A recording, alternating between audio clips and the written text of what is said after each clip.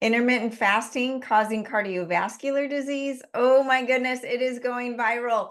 Intermittent fasting is hot in the news, mainstream media, because there's a study out there analyzing 20,000 adults in the United States that found that people who limited their eating to only 8 hours per day as a part of a time-restricted eating plan of intermittent fasting were more likely to die from cardiovascular disease compared to people who ate across 12 to 16 hours per day.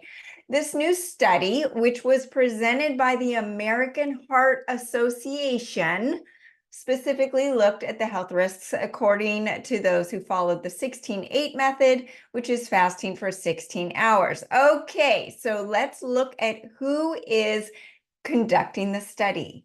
These are the same people that help the fast food companies and the drug companies. They are the same people that told us back in 2002, which is when the study started, that margarine was better than butter and that canola oil is heart healthy and that low salt diets are good for hearts and that Cheerios lower our cholesterol. And believe me, I followed all of it. What was I eating back then? Oh my goodness, you don't want to know. I was eating bagels, frozen yogurt, pumped with all of the fake stuff. I stayed away from butter. I stayed away from fat because, fat is the devil. And the media is now going crazy on this study that is taking people that it was not a clinical study, right? So we've got to look at where's the money? What money is behind this study?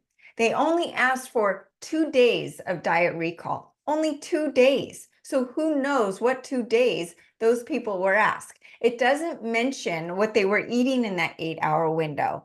What were you eating in 2003? Like I mentioned, I was eating a whole bunch of fake stuff, the SnackWell's 100 packs, right? We had to count our calories, but it didn't talk about the dangers of processed foods and all of the fake nutritional, or actually lack of nutritional ingredients in those things. And back then, the health conscious people were eating 6 meals a day to keep up their metabolism. So the health conscious people are the people that are working out, trying to eat healthy, and doing the right thing.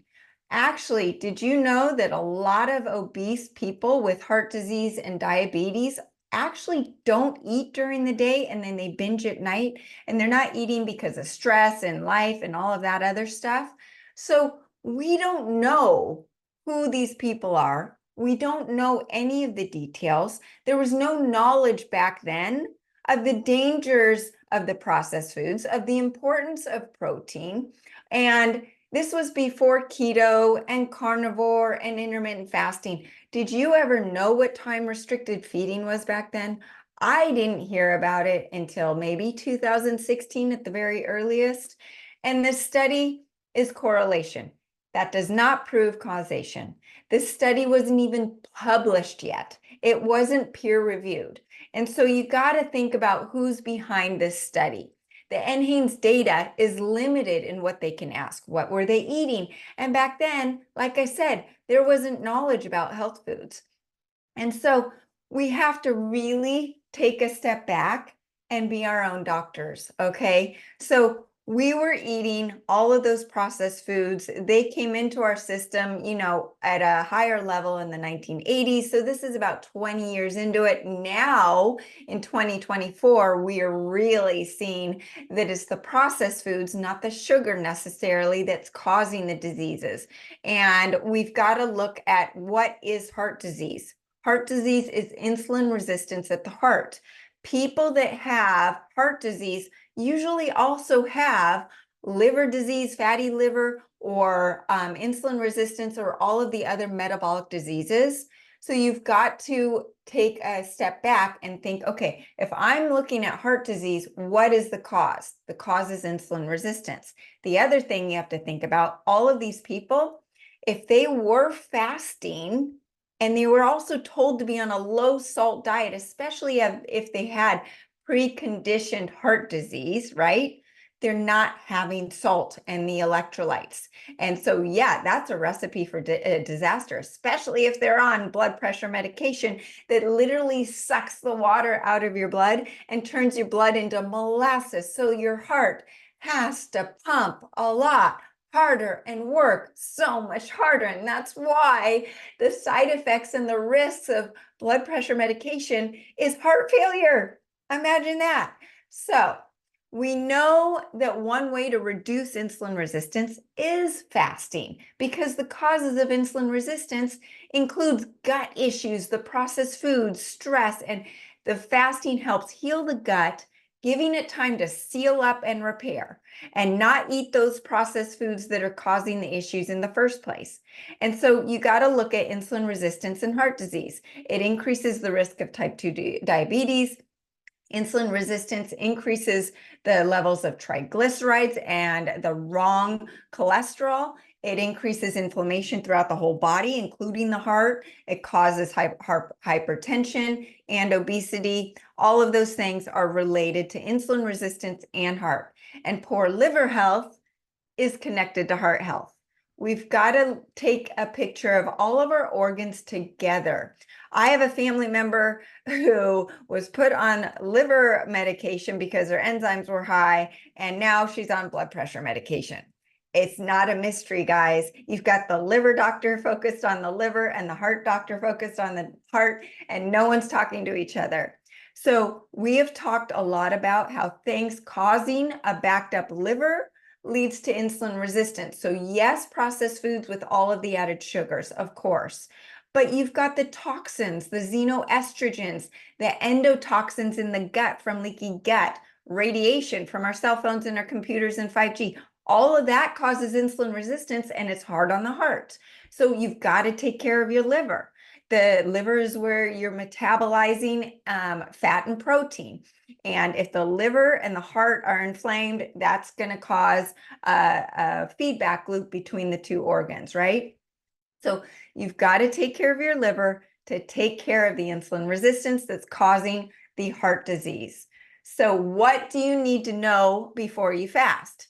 Am I fasting every day like I thought it was super healthy to do for the last couple of years? No. Fasting every day is not good. Doing it to heal your gut, to lower your insulin resistance, yes. It can lower your metabolic rate if you do it too much, especially if you stay on a low carb diet for too long. And I talk more about this on my website and my free group coaching on Telegram. So make sure you join.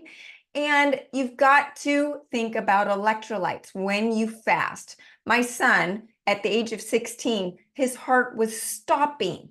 It was stopping because he was working out 3 to 4 hours a day for his sport, and he was told to be on a low salt diet. The body needs salt and potassium and all the minerals to pump the heart. The heart is electric, right? You've got the sodium potassium pump inside and outside the cell.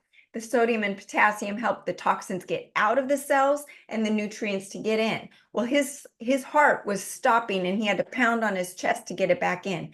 You better believe that boy is using my accelerated ancient salt with 62 minerals every single day because he hasn't slowed down. So it's really important. And remember, back in 2002, they were telling you to be on a low salt diet. So no wonder if you were fasting, you're letting go of all your electrolytes and you're not replenishing them, you're gonna have a heart attack. So don't fast also if you're stressed. It is a hormetic stressor.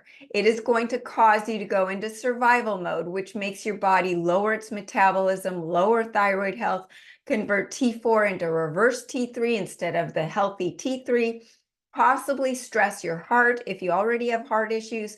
It's going to cause you to gain weight too if you are already stressed. So the goal of fasting is to heal the gut, increase ATP and mitochondrial health, lower stress, and cleanse the liver. So this is where I've come up with the Ascent Diet Cleanse, because between the accelerated iodine, the accelerated thyroid, the accelerated keto, you are increasing ATP by 18 times, and you're gently cleaning that fatty liver on a daily basis. You're lowering your perceived stress. It helps with GABA, and it makes it easy to wait a few hours before eating so that you can actually heal that gut, right? Get rid of those endotoxins. We focus on wild animal protein to get all the nutrient density that we need. Whole fruits, whole veggies, according to my accelerated food guide, not having the oxalates, the sulfur, the mold foods, the high histamines. You will notice there are no processed foods on my guide. Imagine that. So it really does help heal, right? There's so many studies out there for the benefits of fasting, but you need to use it strategically and you need to use it in combination with the right foods and the right supplements. That salt, the accelerated salt, it gives you 62 minerals that are needed for that electric heart, and it helps lower blood sugar and plump up the blood to flush out those toxins causing heart disease. There's no evidence suggesting that reducing high quality salt intake leads to a rise in heart failure or mortality rates. So many individuals at risk of heart disease are already prescribed the diuretics, which eliminate salt out of the body. Approximately 25% of people often experience low sodium levels in the blood and making those diuretics less effective. So what is this doing? This is making your blood like molasses, and your heart is having to work harder to pump that molasses. The accelerated salt also has a strong negative charge that helps pull out those positively charged toxins, parasites, undigested fats that are causing your heart issues in the first place. So you can also add in the accelerated liver flush as well to really clean out your liver, help with the insulin resistance and everything else that is going on. I cannot believe this story is going viral with all of the positive things out there that are talking about how great fasting is for you. So really know what you are looking at, take a step back, and what makes sense to you. So hopefully that was helpful. Thanks for tuning in. If you need some help with your health issues, feel free to reach out to me at sarahbanthealth.com. Join my free group coaching on Telegram. I share tips and tools on a daily basis, and there's no downside. And make sure you're following me on social media under Accelerated Health Products.